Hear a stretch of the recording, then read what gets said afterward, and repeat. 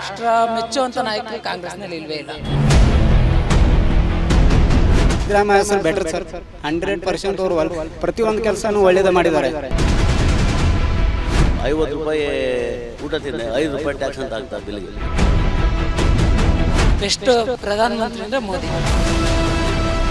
ಇವ್ನು ಪುಕ್ಷಟೆ ಕೊಡ್ತೀನಿ ಅಂತ ಅಂದ್ನಲ್ಲ, ಅದಕ್ಕೆ ಬೆಲೆ ಇಲ್ಲ. 29 ರೂಪಾಯಿ ಕೆಜಿಗೆ ಬೆಲೆ ಕೊಡ್ತಾರೆ ಜನ ಈಗ. ಫ್ರೀ ಇಲ್ಲ ಸರ್, ಏನು ಫ್ರೀ ಕೊಟ್ಟರು ಇವ್ರು ಬರೋದಿಲ್ಲ. ಇವ್ರು ಹೇಳ್ಕೋಬೋದು, ಏನು ಫ್ರೀ ಕೊಟ್ಟರು ಬರೋದಿಲ್ಲ. ಕಾಂಗ್ರೆಸ್ ಸರ್ಕಾರ ಬಂದರೆ ತುಂಬ ಒಳ್ಳೆಯದು. ಅವ್ರು ಯಾರೇ ಬಂದ್ರೂ BJP ಮುಂದೆ ಧೂಳಿ ಪಟ. BJPನೇ ಬರೋದು 99%. ಏನು ಕಾಂಗ್ರೆಸ್ ಇಂದ ಯಾರಿಗೂ ನಷ್ಟ ಆಗಿಲ್ಲ. ಮೋದಿ ಅವರು ಪ್ರಧಾನಿ. This time 100% Modi, 100% Modi. 2024 Lok Sabha ಚುನಾವಣೆಯಲ್ಲಿ ನಿಮ್ಮ ಪ್ರಕಾರ ಸೆಂಟ್ರಲ್ ಯಾವ ಸರ್ಕಾರ ಅಧಿಕಾರಕ್ಕೆ ಬಂದರೆ ಉತ್ತಮ ಅನ್ಸುತ್ತೆ? ನಮ್ಮ ಲೆಕ್ಕ ಪ್ರಕಾರ BJP ಬಂದ ಉತ್ತಮ ಅಂತ ಕಾಣಿಸ್ತು. BJP ಅನ್ನೋಕ ಅವರು ಮೋದಿ ಅವರು ಚೆನ್ನಾಗಿ ಮಾಡ್ತಾಯಿದ್ದಾರೆ. ಏನು ಕಮಿಟ್ಮೆಂಟ್ ಮಾಡ್ತಾಯಿದ್ದಾರೋ ಆ ಪ್ರಕಾರ ಅವರೆಲ್ಲ ಕ್ಲಿಯರಾಗಿ ಮಾಡ್ತಾಯಿದ್ದಾರೆ.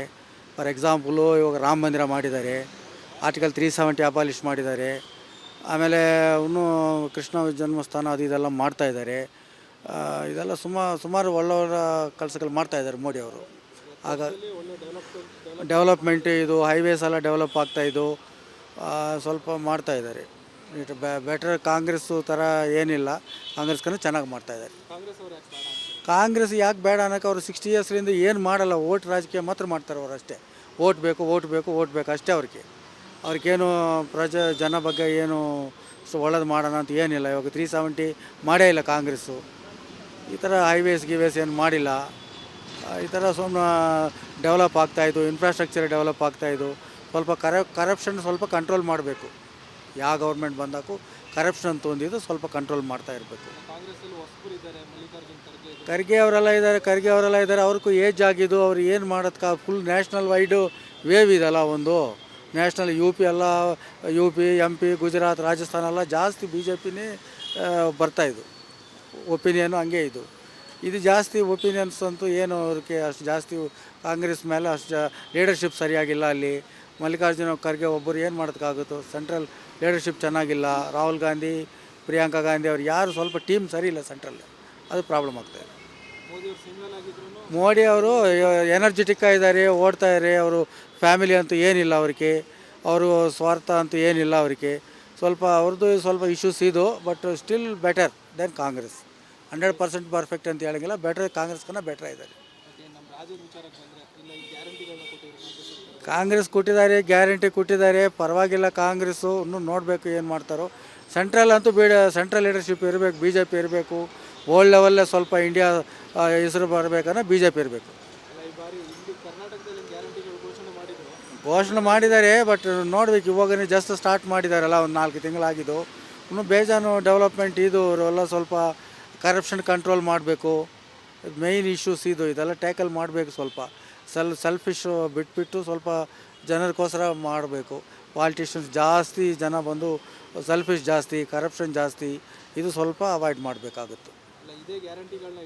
ಗ್ಯಾರಂಟಿ ಇಟ್ಕೊಳ್ಳೋಕೆ ಮತ್ತು ಇನ್ಕಮ್ ಬರಬೇಕಲ್ಲ ಗೌರ್ಮೆಂಟ್ಗೆ. ಅದೆಲ್ಲ ಫ್ರೀಯಾಗಿ ಕೊಡ್ತಾ ಇದ್ದಕ್ಕೆ ಟಿಕೆಟ್ಸು ಅದು ಇದೆಲ್ಲ ಕೊಡ್ತಾ ಇದ್ದ ಗೌರ್ಮೆಂಟ್ಗೆ ದುಡ್ಡು ಬೇಕಲ್ಲ, ಎಲ್ಲಿಂದ ಹೋಗೋದವರು? ಇದಕ್ಕೆ ಅದು ಫ್ರೀ ಬಸ್ ಅಂತಾರೆ, ಇದೆಲ್ಲ ಸುಮ್ಮನೆ ವೇಸ್ಟ್ ಅಲ್ವ? ಇದೆಲ್ಲ ಏನು ಸುಮ್ಮನೆ ಸುಮಾರು ಜನಕ್ಕೆ ಲಾಸ್ ಆಗುತ್ತೆ, ಕಾರ್ಪೊರೇಷನ್ ಲಾಸ್ ಬರುತ್ತೆ ಎಲ್ಲ. ಸ್ವಲ್ಪ ಇದೆಲ್ಲ ಪ್ರಾಬ್ಲಮ್ಸ್ ಎಲ್ಲ ಆಗುತ್ತಲ್ವ? ಇಲ್ಲ 99% ನನಗಂತೂ ನಂಬಿಕೆ ಇಲ್ಲಪ್ಪ. BJP ಬರೋದಕ್ಕೆ ಜಾಸ್ತಿ ಚಾನ್ಸಸ್ ಇದು. ನಾರ್ತಲ್ಲೇ ತುಂಬ ವೇವ್ ಇದು BJP ಅವ್ರಿಗೆ. ರಾಜಸ್ಥಾನ, ಗುಜರಾತ್, ಮಧ್ಯಪ್ರದೇಶ್, ಉತ್ತರ ಪ್ರದೇಶ್ UP ಎಲ್ಲ CM ತುಂಬ ಚೆನ್ನಾಗಿ ಮಾಡ್ತಾಯಿದ್ದಾನೆ. ಯಾರು Yogi Adityanath very clean image person. ಆ ಥರ ಸನ್ಯಾಸನಕ್ಕೂ ತುಂಬ ಒಳ್ಳೆ ಡೆವಲಪ್ಮೆಂಟ್ ಮಾಡ್ತಾಯಿದ್ದಾರೆ. ಇಲ್ಲಿ ಕಾಂಗ್ರೆಸ್ಸು ಮಾಡ್ತಾಯಿದ್ದಾರೆ, ಬಟ್ ಅದೇ ಸ್ವಲ್ಪ ಸಾಫ್ಟ್ ಪರ್ಸನ್, ಸ್ವಲ್ಪ ಟ್ಯಾಕಲ್ ಸುಮಾರು ಇಶ್ಯೂಸ್ ಎಲ್ಲ ಇದು ಕರ್ನಾಟಕದಲ್ಲಿ. ಖಂಡಿತವಾಗಿ ಇರುತ್ತೋ, ಖಂಡಿತವಾಗಿ ಜಾಸ್ತಿ ಜನ BJPಗೆ ಓಟ್ ಹಾಕ್ತಾರೆ. ಏನೋ ರಾಮ ಮಂದಿರ ಅಂತ ಒಂದು ನ್ಯಾಷನಲ್ ಸೆಂಟಿಮೆಂಟ್ ತೊಗೊಂಡಿದ್ದಾರೆ ಅವರು. ಪ್ಲಸ್ ಆರ್ಟಿಕಲ್ 370 ವರ್ಲ್ಡ್ ಲೆವೆಲ್ಲೇ ಒಳ್ಳೆ ಕೆಲಸಗಳೆಲ್ಲ ಮಾಡ್ತಾಯಿದ್ದಾನೆ ಮೋದಿ ಇಂಟರ್ನ್ಯಾಷನಲಿ ಸ್ವಲ್ಪ ಇಂಡಿಯಾಕ್ಕೆ ಹೆಸರು ಬರ್ತಾಯಿದ್ದು. ಹಿಂದೂಯಿಸಮ್ ಅಂತೂ ಎಲ್ಲೋ ಯಾವಾಗ ಇದೆ ಸೆಕ್ಯುಲರ್ ಅಂತೂ ಸುಮ್ಮನೆ ಹಿಂದೂಸ್ಗೂ ಏನು ವ್ಯಾಲ್ಯೂನೇ ಇಲ್ಲ. ಇವರು ಸ್ವಲ್ಪ ಬಂದ ಮೇಲೆ ಸ್ವಲ್ಪ ಪಾರ್ಶಾಲಿಟಿ ತೋರಿಸ್ತಾ ಇದ್ದಾರೆ. ಹಿಂದೂಸ್ ಎಲ್ಲಿ ಹೋಗೋದು? ಸ್ವಲ್ಪ ರೆಸ್ಪೆಕ್ಟ್ ಇರಬೇಕಲ್ಲ. ಹಿಂದೂಸ್ಗೆ ರೆಸ್ಪೆಕ್ಟೇ ಇಲ್ಲ ಕಾಂಗ್ರೆಸ್ ಜಮಾನಲ್ಲೇ. ಇವಾಗ ಸ್ವಲ್ಪ ರೆಸ್ಪೆಕ್ಟ್ ಬರ್ತಾ ಇದ್ದಾರೆ, ಸ್ವಲ್ಪ ಏನೋ ಒಳ್ಳೆ ಕೆಲಸಗಳು ಮಾಡ್ತಾ ಇದ್ದಾರೆ.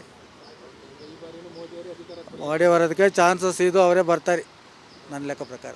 ಸರ್ ನಿಮ್ಮ ಪ್ರಕಾರ ಈ ಬಾರಿ ಯಾರು ಪ್ರಧಾನಮಂತ್ರಿ ಆಗಬೇಕು, ಯಾರಾದರೂ ಉತ್ತಮ ಅನ್ಸುತ್ತೆ? ನಾನೊಬ್ಬನೇ ಅಲ್ಲ, ಸಾಮಾನ್ಯ ಎಲ್ಲರೂ ಬಾಯಲ್ಲಿ ಬರೋ ಒಂದೇ ಮಾತು, ಮೋದಿಯವರೇ ಪ್ರಧಾನಿ ಆಗಬೇಕು. ಯಾಕೆ ಸರ್ ಮತ್ತೆ ಮೋದಿಯವರು ಅಂದರೆ ಬೇಕಾದಷ್ಟು ರೀಸನ್ ಇದೆ ಮೋದಿಯವರು ಪ್ರಧಾನಿ ಆಗಬೇಕನ್ನೋಕ್ಕೆ. 10 ವರ್ಷದಲ್ಲಿ ಬೇಕಾದಷ್ಟು ಸಾಧನೆಗಳಾಗಿದೆ ನಮ್ಮ ದೇಶದಲ್ಲಿ. 10 ವರ್ಷಕ್ಕಿಂತ ಮುಂಚೆ ಹೇಗಿತ್ತು ದೇಶ, ಇವತ್ತು ಯಾವ ರೀತಿ ಡೆವಲಪ್ ಆಗ್ತಾಯಿದೆ ನಾವು ನೋಡ್ತಾ ಇದ್ದೀವಿ. ಪ್ರತಿಯೊಬ್ಬರು ಹಳ್ಳಿಯಿಂದ ಹಿಡಿದು ಸಿಟಿ, ನಗರ ಪ್ರದೇಶ, ಪಟ್ಟಣ ಪ್ರದೇಶ ಎಲ್ಲ ಜನ ಗಮನಿಸ್ತಾ ಇದ್ದೀವಿ. ಬೇಕಾದ ಡೆವಲಪ್ಮೆಂಟ್ ಆಗಿ ರಸ್ತೆ ಅಭಿವೃದ್ಧಿ ಇರ್ಬೋದು, ಶೌಚಾಲಯ ಇರ್ಬೋದು, ಗ್ಯಾಸ್ ಫೆಸಿಲಿಟಿಗಳು ಇರ್ಬೋದು, ಆಮೇಲೆ ರೈತರಿಗೆ ಏನು ದುಡ್ಡು ಹಾಕ್ತಿದ್ದಾರಲ್ಲ ಅಮೌಂಟು, ಅಷ್ಟಕ್ಕೆ ಇಷ್ಟು ಅಮೌಂಟ್ 6,000 ಇಷ್ಟು ಅಂತ ಆ ಥರ ಅಮೌಂಟ್ಗಳು ಆಗ್ತಾಯಿದ್ದಾವೆ. ಬೇಕಾದ ಡೆವಲಪ್ಮೆಂಟ್ ಇಂಪಾರ್ಟೆಂಟ್, ಭಾಳಷ್ಟು ಫಾಸ್ಟಾಗಿ ಡೆವಲಪ್ಮೆಂಟ್ ಆಗ್ತಾಯಿದೆ.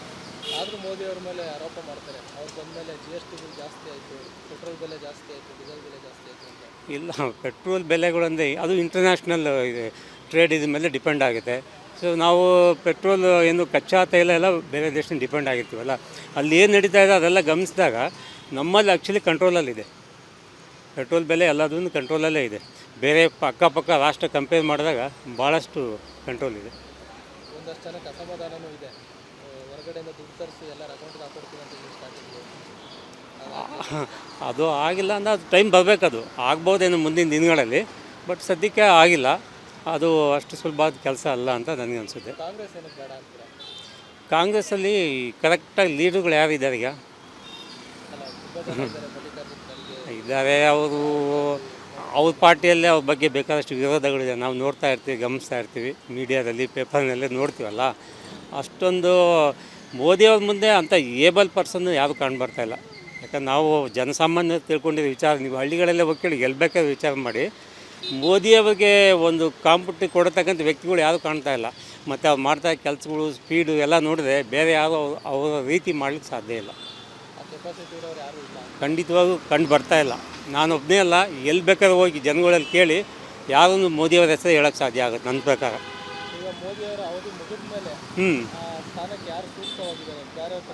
ಇದು ಈ BJPನಲ್ಲೇ ಇದ್ದಾರೆ.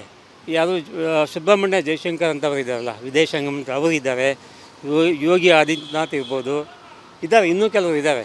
ಇವನ್ ನಿರ್ಮಲಾ ಸೀತಾರಾಮನ್ನೇ ತಗೊಳ್ಳಿ, ಇದ್ದಾರೆ. BJPನಲ್ಲಿ ಅಂಥವ್ನು ಹುಟ್ಟಾಗ್ತಾರೆ, ಏನು ತೊಂದರೆ ಇಲ್ಲ. ಇದ್ದಾರೆ. ಖಂಡಿತವಾಗಿರುತ್ತೆ. ಕರ್ನಾಟಕದಲ್ಲ ಹೈಯೆಸ್ಟ್ ಸೀಟ್ BJPನೇ ಬರುತ್ತೆ, ಯಾವುದೇ ಅನುಮಾನ ಇಲ್ಲ. ಚಾನ್ಸೇ ಇಲ್ಲ, ಖಂಡಿತ ಇಲ್ಲ. ಅವ್ರು ಅಂದ್ಕೊಂಡಿರ್ಬೋದು, ಕಾಂಗ್ರೆಸ್ ಪಾರ್ಟಿ ಅಂದ್ಕೊಳ್ತಾರೆ, ಜನಗಳು ಯಾರು ದಡ್ರಲ್ಲ. ಹಾಂ, ಅದೇ MLA ಒಂದು ಏನೋ ಒಂದು ಇದ್ರಲ್ಲಿ ಗೆದ್ಬಿಟ್ಟಿದ್ದಾರೆ. ಆ ಒಂದು ಗ್ಯಾರಂಟಿ ಇಂಟ್ರೊಡ್ಯೂಸ್ ಮಾಡಿದ್ರು. ಪ್ಲಸ್ ಅದಕ್ಕೆ ಸರಿಯಾಗಿ ಇಲ್ಲಿ ಲೋಕಲ್ ಲೀಡರ್ಗಳು ಸರಿಯಾಗಿ ಕೌಂಟ್ರ್ ಕೊಡೋಕ್ಕೆ ಬಂದಿಲ್ಲ ಅನಿಸುತ್ತೆ. ಏನೋ ಒಂದು ಇದ್ರಲ್ಲಿ ಬಂದ್ಬಿಡ್ತು. ಬಟ್ ಈ MP ಎಲೆಕ್ಷನ್ ಚಾನ್ಸ್ ಇಲ್ಲ, ಖಂಡಿತವಾಗಿ. ಹೌದೌದು, BJPಗೆ ಆಗ್ತಾರೆ. ಮೋದಿಯವರೇ ಗೆಲ್ಲಬೇಕು, ಖಂಡಿತವಾಗೂ ಮೋದಿಯವರೇ ಬರ್ತಾರೆ, ಅನುಮಾನ ಇಲ್ಲ. ಸ್ವಾದಿಷ್ಟತೆಯ ಸ್ವಾದ, ತಾಜಾತನದ ಆಹ್ಲಾದ, ಉತ್ತಮ ಆರೋಗ್ಯ ಮತ್ತು ಹೆಚ್ಚಿನ ರೋಗ ನಿರೋಧಕ ಶಕ್ತಿಯ ವೃದ್ಧಿಗೆ ಈಗ ನಿಮಗೆ ಸಿಗುತ್ತಿದೆ ಉತ್ತಮ ಗುಣಮಟ್ಟದ ಪೌಷ್ಟಿಕಾಂಶ. Shri Vaidik millet health mix, ಇದು ಸಿರಿಧಾನ್ಯಗಳ ಸಂಪತ್ತು.